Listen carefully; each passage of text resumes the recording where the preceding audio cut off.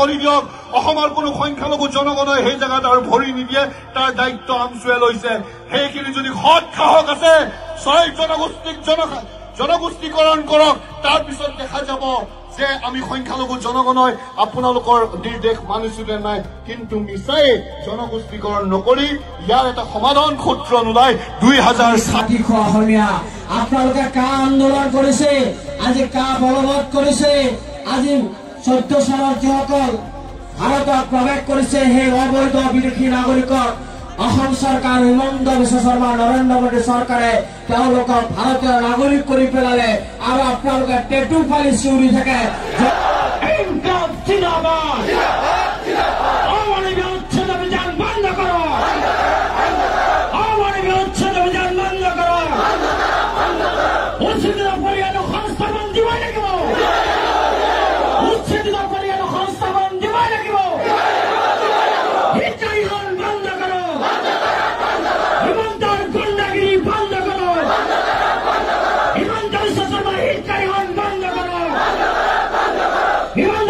He